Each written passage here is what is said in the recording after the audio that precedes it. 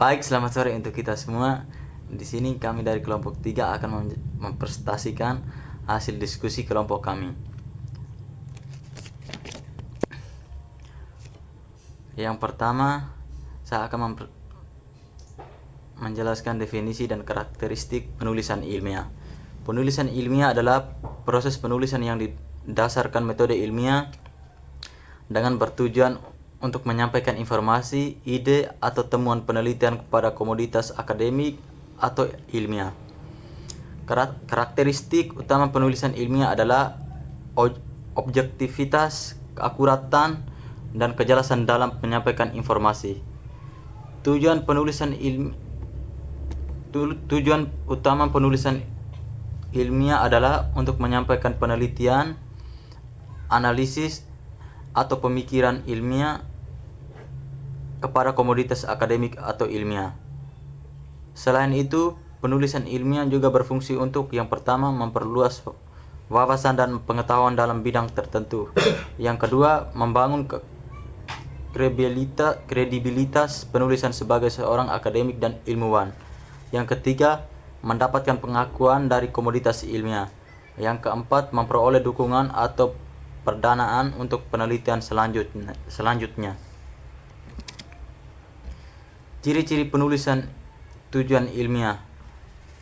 Tulisan ilmiah memiliki beberapa ciri-ciri khas, antara lain yang pertama, objektif dan bebas dari bias personal. Yang kedua, menggunakan bahasa yang formal, baku, dan tidak ambigu. Yang ketiga, menyajikan fakta, data dan argumen yang didukung oleh sumber yang kredibel. Yang keempat, menggunakan struktur penulisan terorganisir seperti pendahuluan, metode, hasil, dan pembahasan.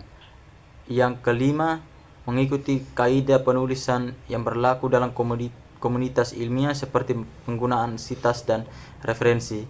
Yang keenam, menyajikan temuan atau kesimpulan yang logis dan dapat dipertanggungjawabkan.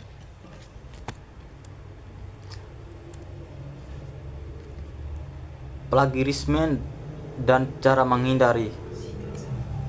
Plagiarisme adalah tindakan menggunakan karya orang lain dapat memberikan pengakuan atau atribusi yang sesuai. Plagiarisme merupakan pelanggaran etika yang serius dalam penulisan ilmiah dan dapat berdampak hilangnya kredibilitas penulis. Cara untuk menghindari plagiarisme antara lain, yang pertama, selalu mencantumkan sumber informasi yang digunakan dalam penulisan. Yang kedua, menggunakan kutipan langsung dengan memberikan atribusi yang jelas. Yang ketiga, menyatakan ide atau pemikiran orang lain dengan kalimat sendiri dan memberikan referensi yang sesuai. Yang keempat, menggunakan perangkat lunak terdeteksi plagiarisme untuk memeriksa tulisan.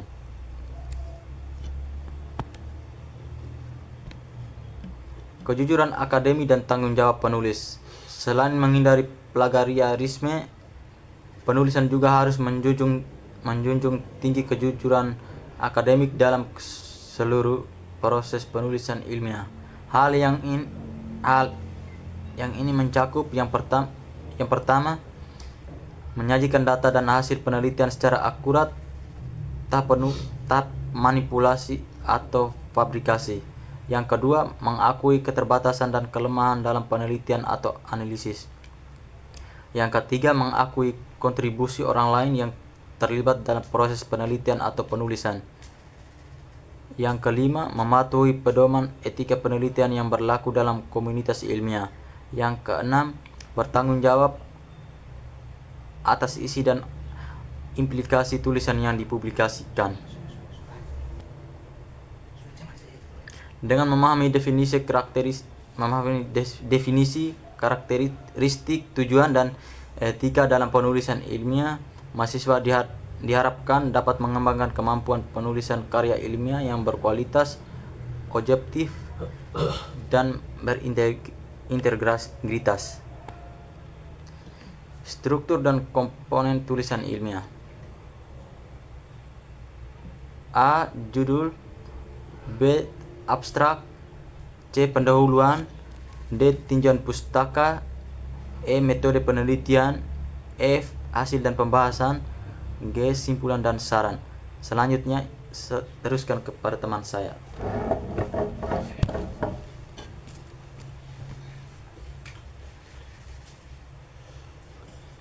Baik, yang pertama judul atau title.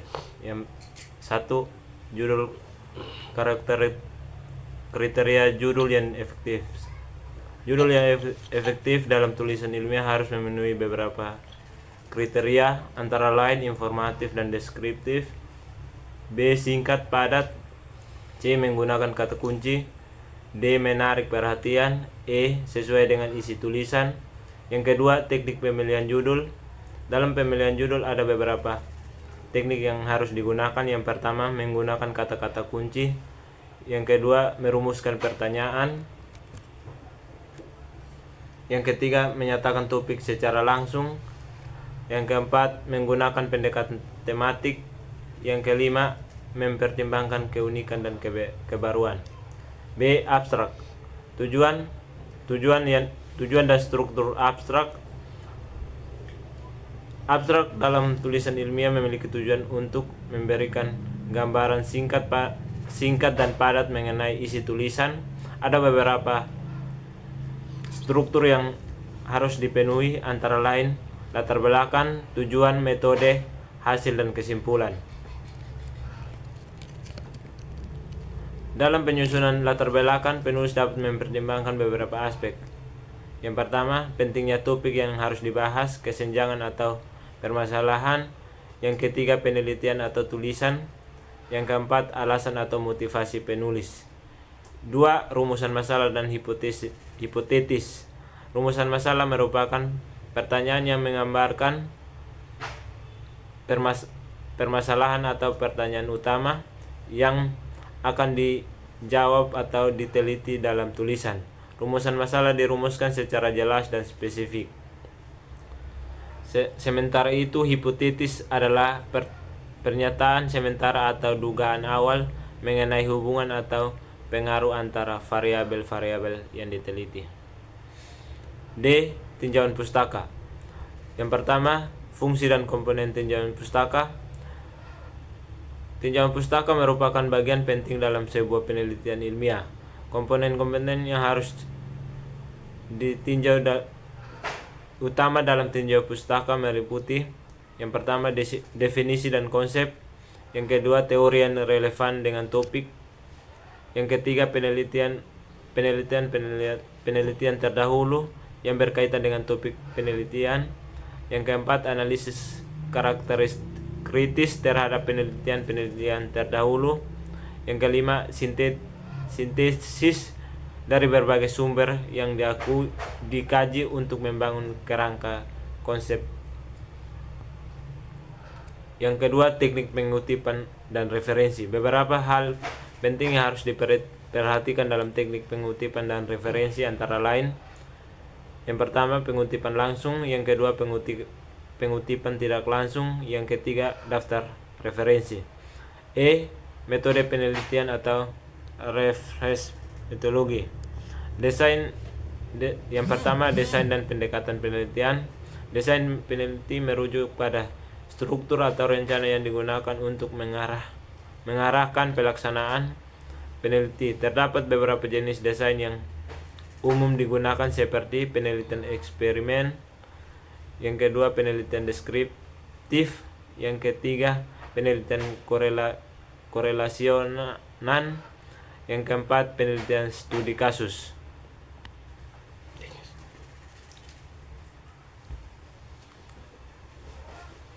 F. Hasil dan pembahasan. Yang pertama, penyajian hasil penelitian. Dalam penyajian hasil penelitian perlu diperhatikan beberapa, antara lain: A. Mengidentifikasi dan mendeskripsikan temuan-temuan utama dari penelitian yang dilakukan. B. Menyajikan data-data yang diperoleh dari hasil penelitian. C. Menjelaskan makna dan implikasi dari setiap temuan yang diperoleh. D. Membandingkan hasil penelitian dengan teori-teori penelitian sebelumnya yang relevan. E. Mengidentifikasikan dan menjelaskan pola-pola atau tren yang muncul dari hasil penelitian. F. Menjelaskan keterbatasan atau kendala-kendala yang dihadapi selama proses penelitian. Yang kedua, interpretasi dan diskusi hasil. Dalam melakukan interpretasi dan diskusi hasil, perlu diperhatikan beberapa lain, antara A. Menjelaskan secara rinci makna dan implikasi dan setiap temuan yang diperoleh. B. Membandingkan hasil penelitian dengan teori-teori penelitian. C. Mengidentifikasikan dan menjelaskan pola-pola atau tren yang muncul dari hasil penelitian. D. Menjelaskan keterbatasan atau kendala-kendala yang dihadapi selama proses penelitian. E. Memberikan penjelasan tentang bagaimana hasil penelitian. F. Menyajikan argumen-argumen yang logis dan dukung oleh data-data yang akurat. G. Simpulan dan saran. Yang pertama, penarikan simpulan berdasarkan hasil. Pada bagian ini, penelitian harus mampu menarik simpul yang jelas dan terukur berdasarkan hasil. Penelitian yang telah dilakukan, simpulan harus mencerminkan jawaban atas pertanyaan-pertanyaan penelitian yang telah dirumuskan sebelumnya. 2. Saran untuk penelitian selanjutnya. Pada bagian ini, penelitian harus mampu memberikan saran-saran yang konstruktif untuk melakukan penelitian selanjutnya. Pengembangan metode penelitian atau pemanfaatan hasil penelitian dari praktik.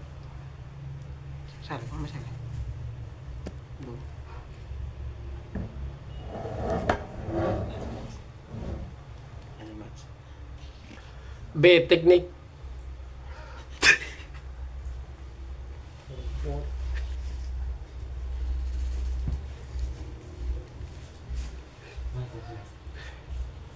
Teknik pengutipan dan referensi. Guys, sitasi dan penulisan daftar pustaka. Dalam penulisan ilmiah, pengutipan sumber penulis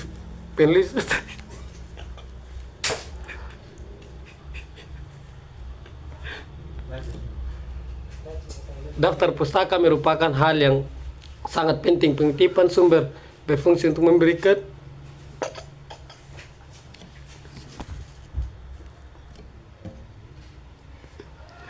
kredibilitas pada tulisan, menghindari plagiarisme dan membantu membaca untuk menelusuri informasi yang digunakan. Manajemen referensi dan penggunaan aplikasi. Visualisasi data informasi, penggunaan tabel, grafik dan gambar. Dalam penulisan ilmiah, visualisasi data dan informasi melalui tabel, grafik, gambar dapat sangat membantu dan menyampaikan informasi secara efektif. Visualisasi dapat memudahkan pembacaan dan memahami, menginterpretasikan data atau informasi yang disajikan. Teknik penyajian yang efektif. Selain memilih tabel, grafik, dan gambar yang tepat, penulisan juga harus memperhatikan teknik penyajian yang efektif. Hal ini mencangkup penggunaan ukuran, warna, dan tata letak yang sesuai untuk memperjelas informasi yang disampaikan. Pemilihan jenis dan ukuran huruf yang mudah dibaca. Penyajian informasi yang terstruktur dan logis sehingga pembaca dengan mudah memahami alur dan koneksi antara informasi. Pemberian keterangan atau caption yang jelas dan informasi untuk setiap visual. Penempatan visual yang strategis dalam teks sehingga dapat mendukung dan memperkuat penjelasan yang diberikan. Kelima, proses publikasi ilmiah. Keempat, proses publikasi ilmiah. Identifikasi jumlah ilmiah yang sesuai. 1. Kriteria pemilihan jurnal publikasi. 2. Penelusuran evaluasi jurnal ilmiah. B. Persiapan naskah publik. 1. Penyusunan naskah sesuai paduan jurnal. 2. Pemeriksaan naskah dan penyempurnaan. C. Proses pengiriman dan review naskah. 1. Pengajuan naskah ke jurnal ilmiah. Tahap review dan revisi naskah. D. Publikasi dan diseminasi hasil penelitian. 1. Strategi publikasi dan promosi artikel. Pemanfaatan media publikasi ilmiah. Identifikasi jurnal ilmiah yang sesuai kriteria dan pemilihan jurnal publikasi. Dalam memilih jurnal ilmiah yang sesuai untuk mempublikasikan hasil penelitian,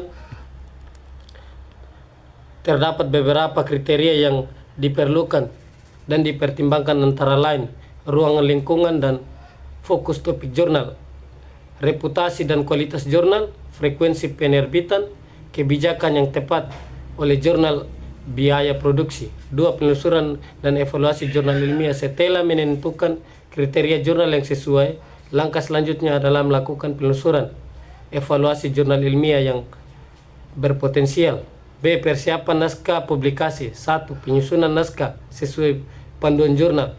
Setelah memilih jurnal yang sesuai, langkah selanjutnya dapat menyusun naskah publikasi dengan mengikuti panduan penulisan yang ditetapkan oleh jurnal tersebut. Hal-hal yang diperlukan dalam penyusunan naskah ada antara lain gaya penulisan, panjang naskah, elemen tambahan, struktur naskah, dan kebaruan dan kontribusi. 2. Pemeriksaan naskah dan penyempurnaan. Setelah menyusun naskah sesuai dengan panduan jurnal, lakukan pemeriksaan dan penyempurnaan naskah dengan teliti. Hal yang perlu diperhatikan antara lain pemeriksaan isi, pemeriksaan format, pemeriksaan bahasa, penyuntikan dan perbaikan, uji plagiarisme. C. Proses pengiriman dan review naskah. 1. Pengajuan naskah ke jurnal ilmiah. Setelah naskah Anda siap, langkah selanjutnya adalah mengajukan naskah ke jurnal ilmiah yang telah Anda pilih. Berikut adalah langkah-langkah yang perlu diperhatikan. A. Persiapan dokumen yang diperlukan. B. Ikuti instruktur pengiriman naskah yang ditetapkan oleh jurnal. C. Pastikan Anda melengkapi semua informasi yang diminta. D. Sertakan surat pernyataan hak cipta dan menyatakan konflik kepentingan. E.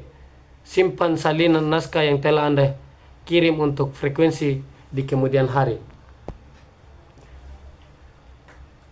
Publikasi dan diseminasi hasil penelitian, strategis publik dan promosi artikel. Setelah naskah Anda diterima untuk publikasi, langkah selanjutnya adalah memastikan artikel Anda mendapatkan visibilitas dan dampak yang luas. Berikut adalah beberapa strategis yang dapat Anda lakukan. 1. Promosi artikel di media sosial. 2. Penggunaan artikel di repositori institusi. 3. Partisipasi dalam konferensi atau seminar. 4. Kolaborasi dengan rekan sejawat. 5. Pemantauan dan analisis dampak. 2. Pemanfaatan media publikasi ilmiah. Selain publikasi artikel jurnal ilmiah, Anda juga dapat memanfaatkan media publikasi ilmiah antara lainnya untuk menyebarluaskan hasil penelitian. 1. Penerbitan buku atau bab buku. 2. Publikasi di media online. 3. Pembuatan video atau podcast ilmiah. 4. Pemanfaatan media sosial ilmiah. Sekian dan terima kasih.